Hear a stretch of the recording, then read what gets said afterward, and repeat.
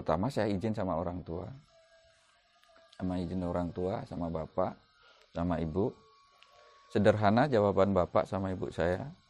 Setelah saya tanya, Pak, boleh nggak saya masuk Hindu? Ternyata jawabannya sederhana sekali. Kenapa enggak? Saya bahasa Jawa kan, uripmu ya urip mule. Bapakmu cuman kuoso sampai ngelahirkan, ibumu ngelahirkan, sampai gede nih, sampai awakmu nikah.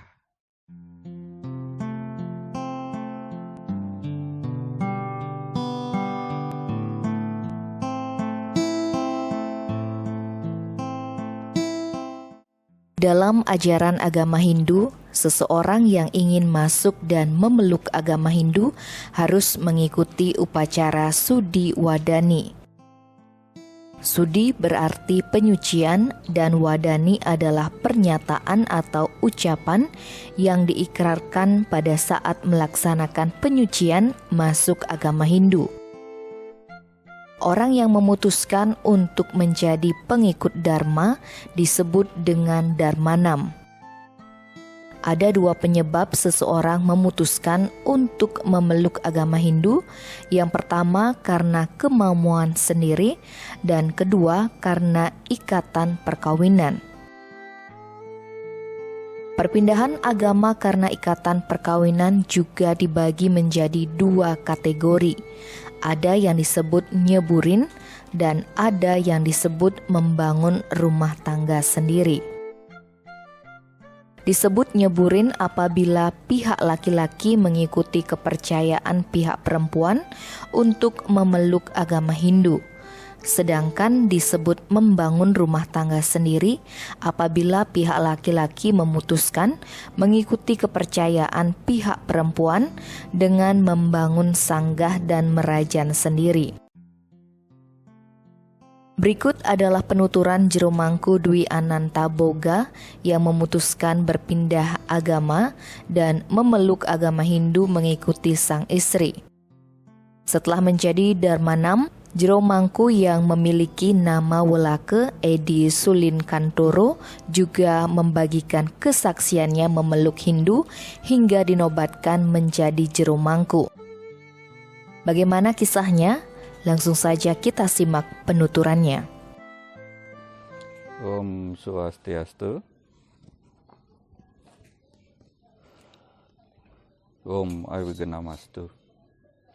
Nggih, para pemirsa Bali Express, perkenalkan, nama saya Jero Mangku Dwi Ananta Boga dari Desa Belah Batuh, Kecamatan Belah Batuh, Kabupaten Gianyar.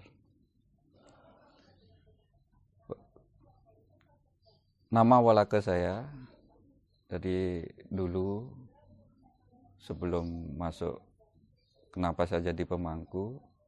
Jadi saya orang Jawa, asal saya suku Jawa. Orang tua saya dari Jawa, saya lahir di Singaraja tahun 1976 dan bernamakan Edi Sulikan Toro. Nah, pertama saya jadi mangku, cerita singkat saya. Suatu hari saya ketemu dengan, mungkin sekarang disebut Jero Mangku istri saya, di Klungkung. Kebetulan saya terakhir tinggal di Klungkung, bapak tugas di Klungkung, dan saya juga bekerja di Klungkung setelah tamat SMA. Ketemu bersama Jero Mangku istri, yang notabene adalah dulu pacar saya. Nah, dari situ awalnya saya masuk Hindu dan akhirnya jadi pemangku. Pertama, kenapa harus masuk Hindu? Satu, sebenarnya bukan harus masuk Hindu, tidak. Tapi dari perjalanan pacaran selama 6 tahun saya dengan Jero Mangku istri, yang waktu itu bernamakan Nimade Artini.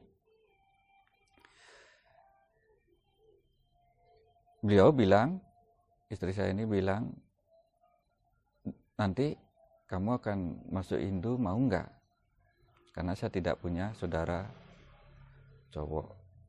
Karena di adat di desa saya, kata istri saya, bahwa kalau sudah tidak punya saudara cowok, dia harus ngangkat saudara cowok atau suami, calon suaminya ini akan dijadikan anak.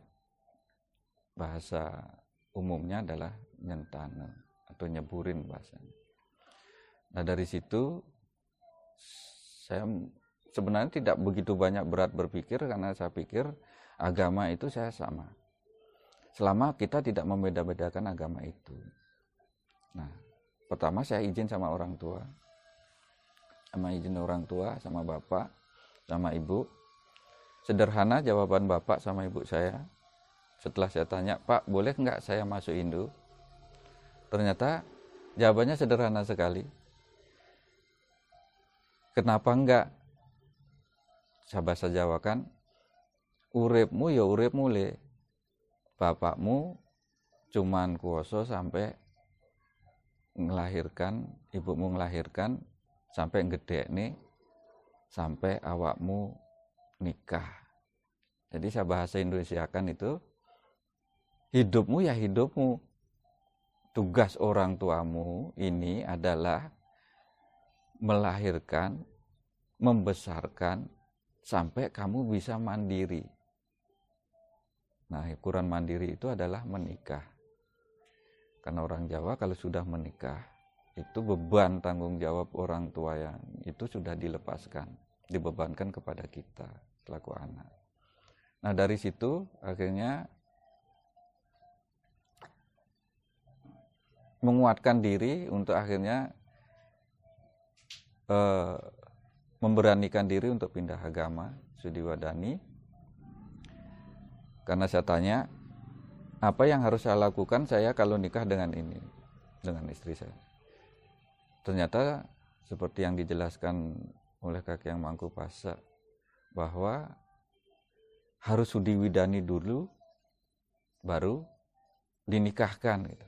Masuk Hindu dulu baru dinikahkan. Dan memang benar, waktu itu saya dipuput oleh Hidup Pedanda Lingsir Kekeran, Geria Kekeran Lah Batuh. Jadi saya disudiwidani oleh Idena Lingsir sebelum saya melakukan pernikahan. Jadi sudiwidani, terus ada di proses ya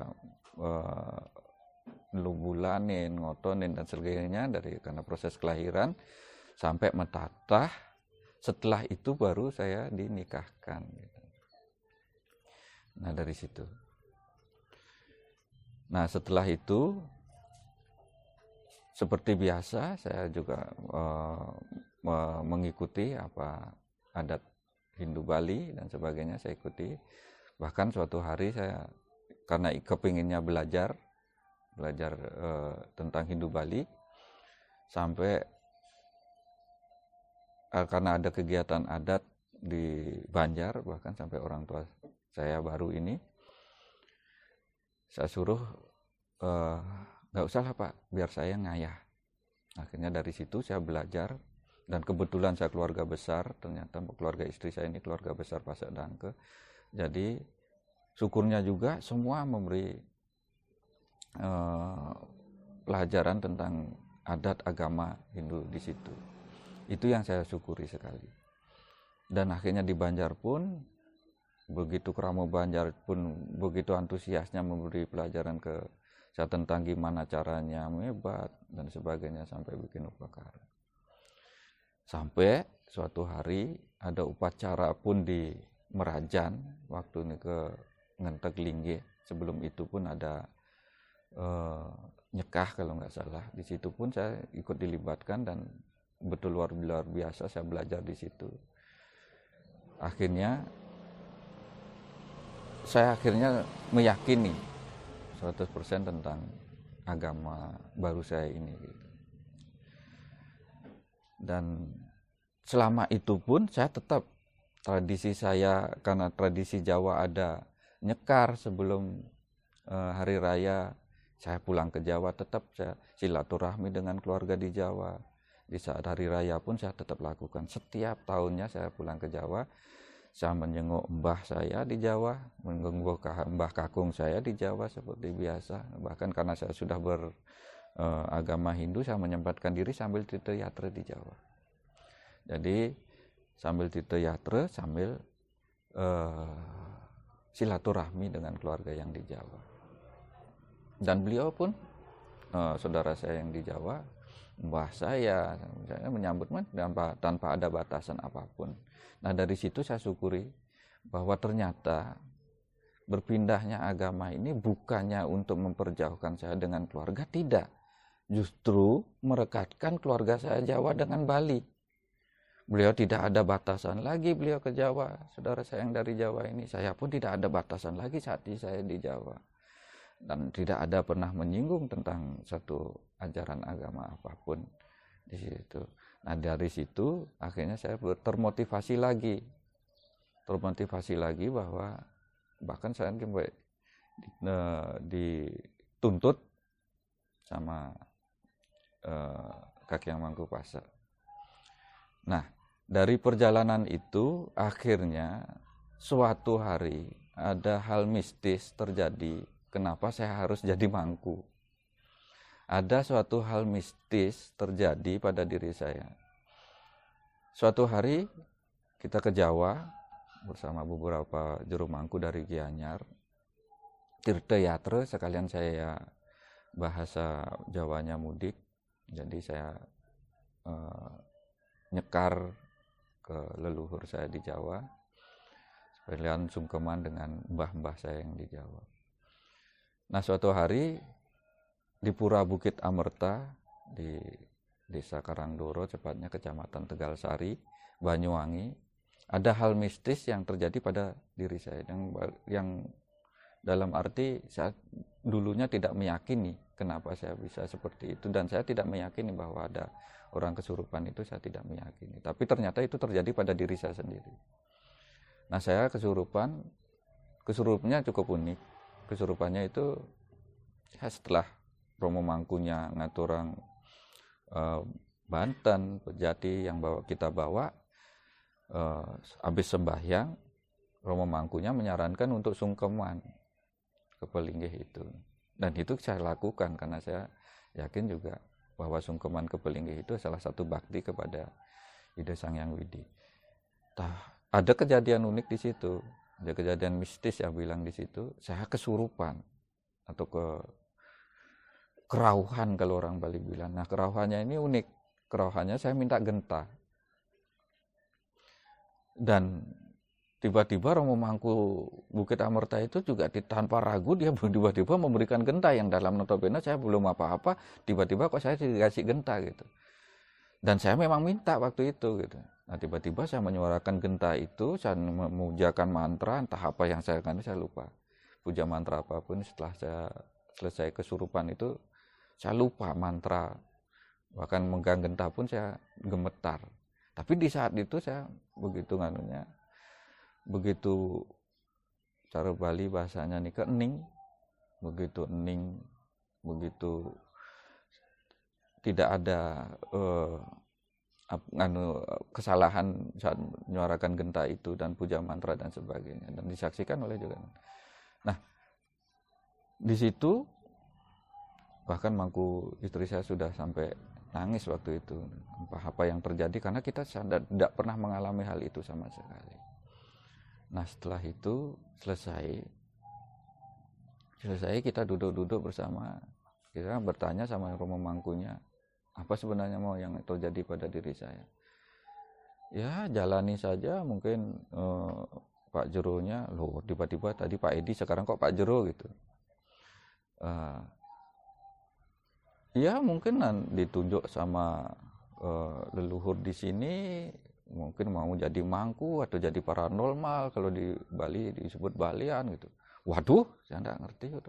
Akhirnya bahkan istri saya sampai nangis, tidak mungkin karena kita masih usia muda sekali, dan di saat itu saya masih umur 38, ini muda sekali. Nah setelah itu mangku pun yang dari Bali menjelaskan, wah kalau di jero gitu, diwalek lah saya beberapa. Saya sama sekali tidak mengerti itu.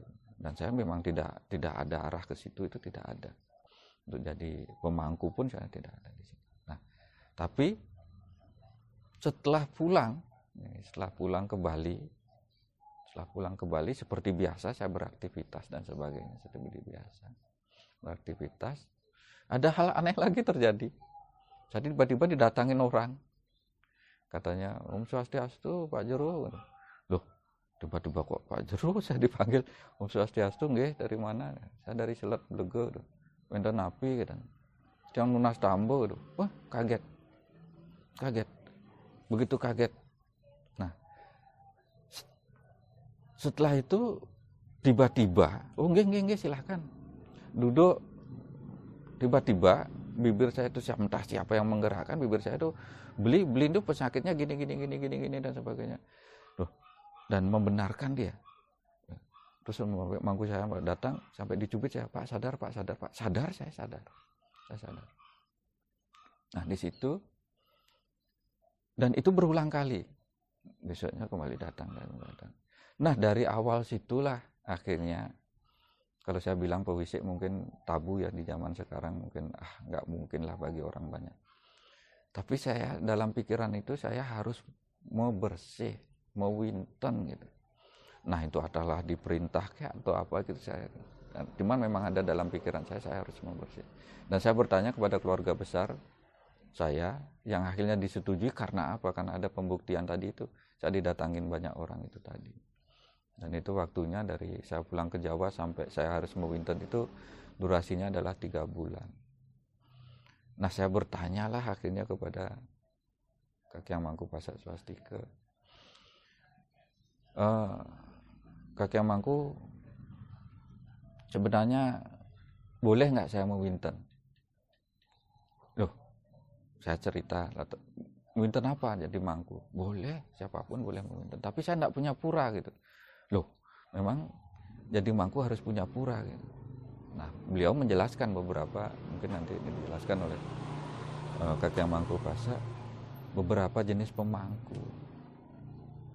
Tapi begini, saya mau diwinten oleh dukuh, ditapak oleh dukuh gitu. Kan ada banyak dukuh, dijelaskanlah oleh beliau dukuh. Nah, kebetulan saya dilihat di media TV ada ide Pandita Dukuh Acarya Daksa.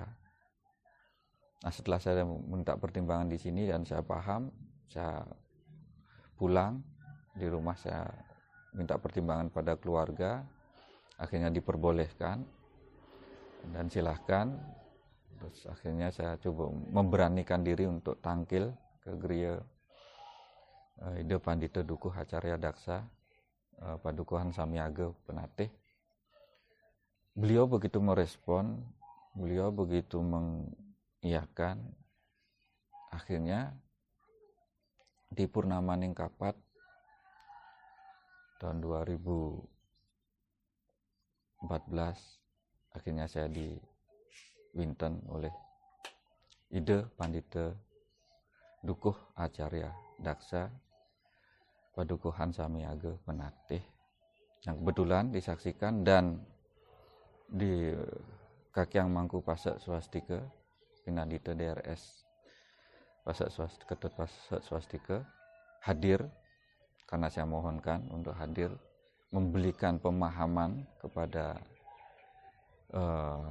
Desa Pekraman dan keluarga saya semuanya bahwa saya ini jadi pemangku.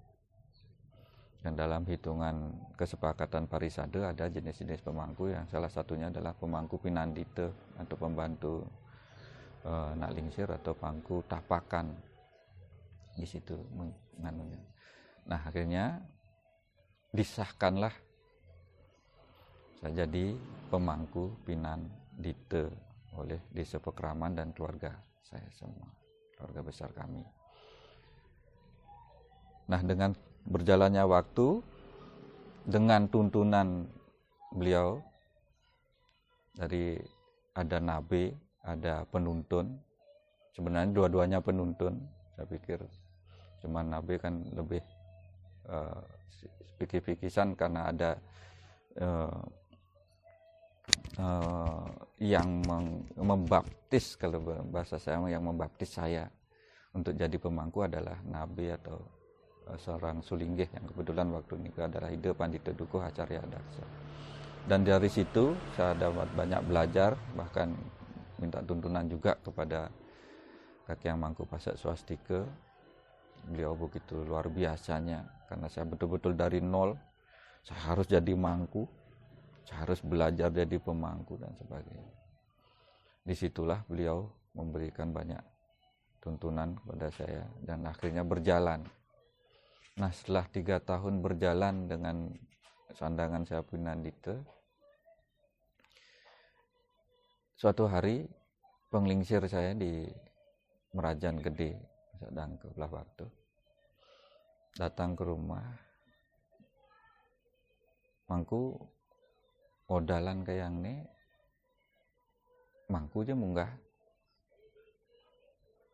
Nah, ada rasa haru yang luar biasa, ada rasa yang tidak bisa saya bayangkan. Loh, siapa sih saya kok sampai bisa saya bilang seperti itu. Kak, kan wenten dan penglingsir. Ndak mangku ndak us. Mangku kunjang bade mangku jani. Mangku mungkin di Pulau Pali mangku itu dan Rajan. Ya pragata gitu. Akhirnya saya lakukan itu dengan seizin, terutama kan orang tua dari Jero Mangku Istri akhirnya mengiyakan, dan saudara-saudara kita, saudara besar juga mempersilahkan. Jadi saya sudah jadi diunggahkan di Merajan Gede dengan beda fungsional dengan dari Jero Mangku, dan saya tetap menjaga apa tuntunan beliau-beliau yang saya bilang tadi itu, terutama Kaki Yang Mangku Pasek. Bahkan saya boleh enggak keluar daerah. Ternyata, loh, kenapa selama orang yang membutuhkan itu dan mempercayai mangku untuk menyelesaikan upacara, kenapa tidak, kata beliau. Akhirnya saya memberanikan diri di saat semeton atau orang yang datang ke rumah untuk minta muputang atau menyelesaikan upacara itu. Akhirnya saya berani lakukan karena dari penugerahan Nabi dan dari petunjuk dari Kaki Yang Mangku Pasek. Akhirnya astungkare, jadi perjalanan saya masuk Hindu sampai jadi pemangku ini, saya hanya titip kepada siapapun saudara atau barangkali umat siapapun, kalau saja pindah agama atau pindah keyakinan, yakini agama yang baru, tekuni agama yang baru. Di situ kita tidak akan ada jadi rasa perbedaan, rasa mohon maaf seperti yang viral sekarang ini, menistakan satu agama dan sebagainya. Itu tidak ada di saat kita sudah masuk ke dalam agama itu sendiri. Ternyata hampir semua agama, keyakinan saya yang dulu pun mengajarkan welas asih. Di Hindu bahkan luar biasa, welas asih itu diutamakan sekali, bahkan dengan Trikaya Parisuda pun di situ ada welas asih, memunculkan welas asih di situ. Jadi bahkan yang kita welas asihi bukan hanya sekedar diri kita sendiri, bahkan ke Tuhan, ke manusia, ke alam dan sebagainya itu. Nah, jadi penghormatan dengan simbol-simbol dan sebagainya di Bali, dengan tatanan upacara upakara di Bali ini semua sebenarnya simbol penghormatan welas asih kepada alam, kepada manusia, kepada dewa atau Tuhannya itu sendiri, Sang Yang Widiwasa itu sendiri. Jadi di situ ada welas asih. Dan hampir semua agama, keyakinan saya dulu pun, apalagi saya orang Jawa, jadi keyakinan Jawa itu pun welas asih itu sudah ditanamkan dari dulu sebenarnya. Dan akhirnya saya tidak pernah membedakan satu agama. Nah, nitip kepada saudara semua, umat, barangkali yang karena keterpaksaan, karena atau apapun, karena keinginan pribadi untuk pindah keyakinan itu, alangkah bijaknya di saat menekuni keyakinan agama yang baru itu dengan betul-betul bahasa ikhlas itu ada, betul-betul mempelajari, menekuni, dan di situ akan ada bukti bahwa oh ternyata keyakinan ini kita yang akan membawa kita ke Tuhan. Karena agama itu hanya, menurut saya, hanya untuk membawa kita ke Tuhan sebenarnya. Keyakinan itu hanya membawa kita ke Tuhan sebenarnya. Nah, di situ saya menekankan, mohon maaf jika ada kata-kata barangkali yang tidak berkenan. Jadi sepintas perjalanan saya dari pindah keyakinan yang dulunya orang Jawa sekarang jadi orang Bali Tulen itu, dan Astung Karo bahkan lebih diberi jadi pemangku, jadi pinandite. Saran saya hanya sekedar, marilah kita rukun beragama, marilah kita rukun bermasyarakat, marilah kita rukun bernegara. Demikian yang saya sampaikan. Mohon maaf jika ada kekurangan. Tiang Sinap untuk para Santi. Om Santi, Santi, Santi.